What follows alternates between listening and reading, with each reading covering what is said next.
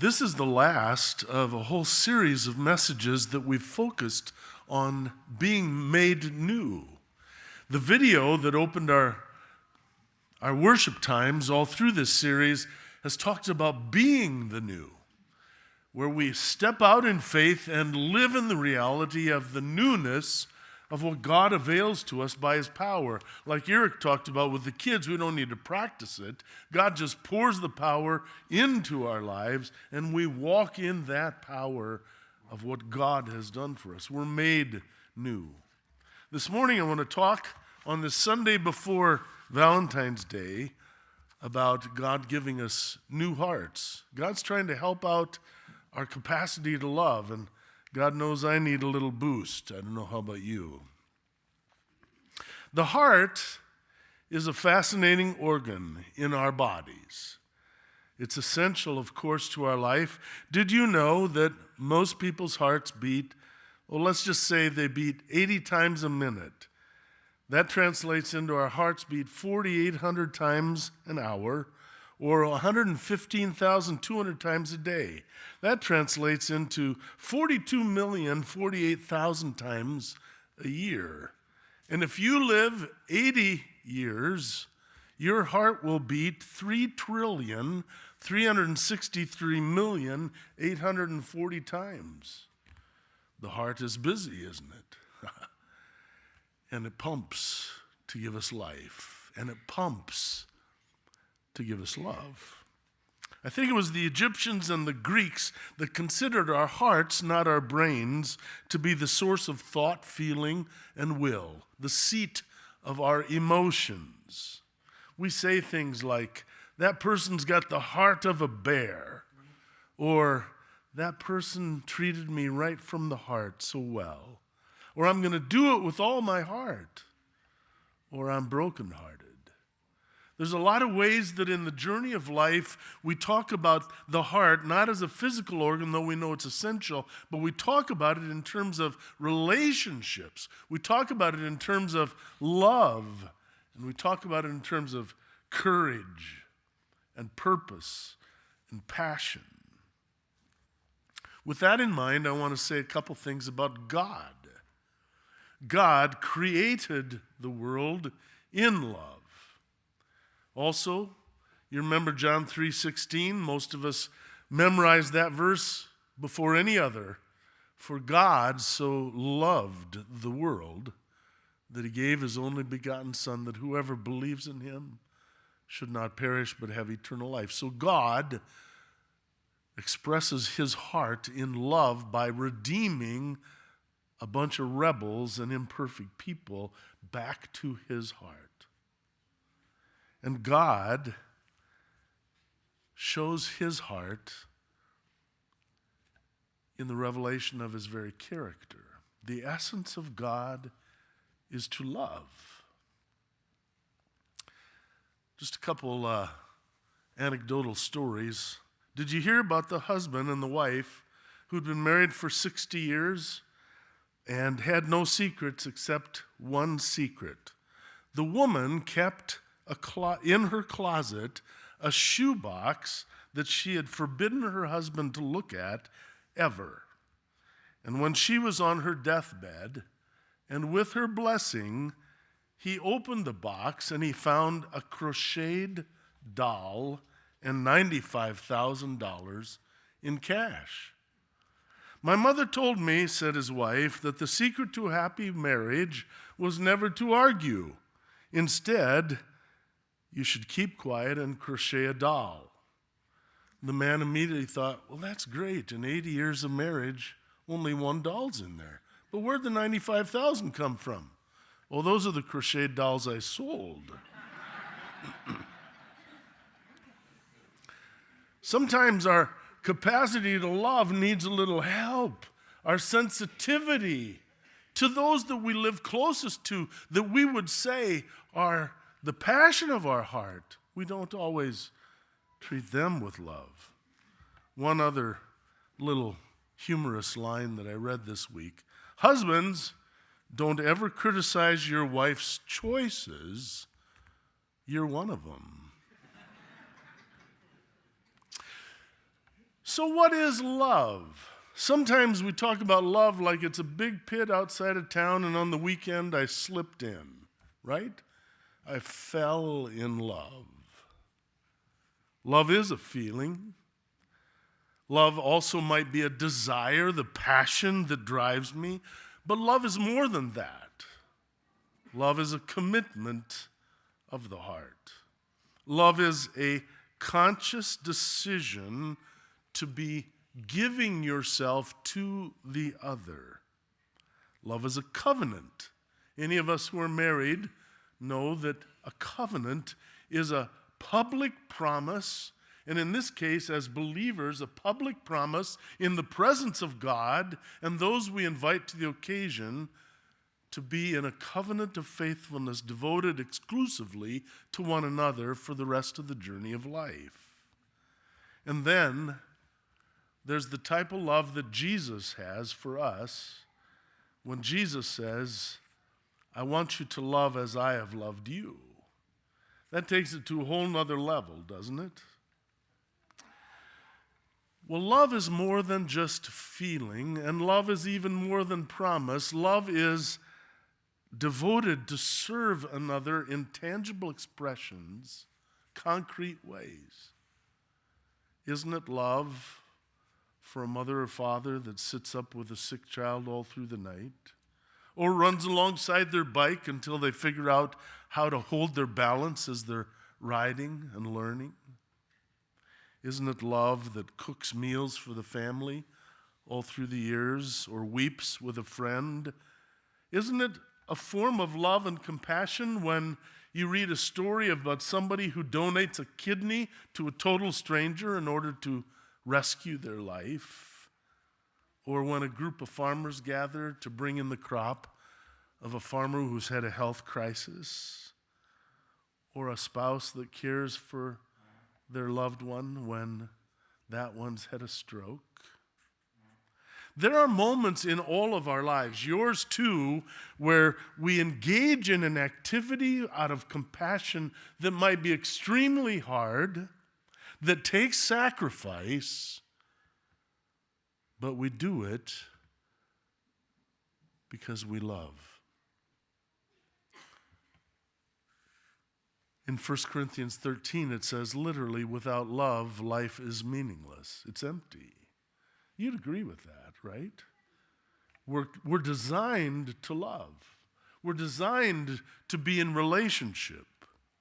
So 1 Corinthians paints this beautiful picture. Love is patient and kind, not envious, arrogant, faithful. Love invites rather than forces. Would you rather somebody feared you or loved you? Do you use the persona that God has given you to intimidate people into conforming to the behavior you want them to have? Or do you treat them with such gentle love that they will willingly do anything to take care of you? That's our calling. And I'm not very good at it. If we took 1 Corinthians 13 and talked about the reverse, now you're getting closer to a picture of Laaveg, frankly. Impatient, disrespectful, discontented, rude, self-serving, keeping offensive wrong, holding grudges, unfaithful, disloyal. Life's full of takers and users. You and I are called by God Himself to embody the essence of God's heart in this world by radically loving others from the heart. That includes forgiving. The gospel tells us something very fascinating when Jesus says, "A new commandment I give to you, that you should love one another as I have loved you." Can you command love? You see, sometimes I think if we talk in our culture about love being a feeling, then if I'm not feeling it, I am not obligated to do anything toward you. I rationalize my ambivalence and I just disengage. But Jesus would have none of that. Jesus says, here's what I want you to do. I command you to do it. You love. You love. As I said earlier, Jesus takes it to a whole different level. He says that we should love those who are difficult, love our enemies, love those who have oppressed you or mistreated you, love the broken and the needy and the different. You know, I'll just confess to you again, and you can ask my wife after church, I'm not even very good at loving the people I love the most. What is it that gets in my way? I think there are three categories I could talk about. One is pride. The other is greed in all of its manifestation. I don't mean necessarily just greed in the finances. I mean hoarding. I mean the opposite. Love always, in essence, is giving to the other. And I'm thinking about myself. But the third is I'm afraid of vulnerability. If I really love, what will you do with the love I offer to you? I don't do well in that. I don't love God above all else either. If we went back to our physical hearts, many of you have known people, or you yourself have experienced people with the rhythm of their heart is off, or it's just quivering in place and not pumping, or valve trouble, or ejection fraction, or blockage, or a diseased heart, or the heart has become kind of elastic and leathery, and so its ejection fraction is diminished. It's no longer able to do what it's supposed to do to make us vibrant and healthy and strong. Well, our spiritual hearts are like that too. Jeremiah 17 says, the heart is deceitful and beyond cure. Who can understand it? Have you ever bewildered yourself by how you treated the person you love the most? The heart is sick. So our hearts could be dirty, exposing our hearts to things that corrupt them. Our hearts can be weak in their capacity to love. Our hearts can be broken so much that we hold the world at bay because I'm not going to let anybody be that close to me again. Or our hearts could be cold, unfeeling, uncaring.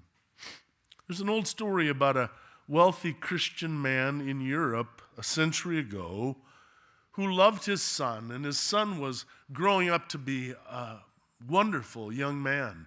And into his home, a criminal broke in, a young man, troubled, and in the capacity of trying to steal, he ended up beating up the wealthy Christian man's son, beating him up to the point where he was in danger of dying.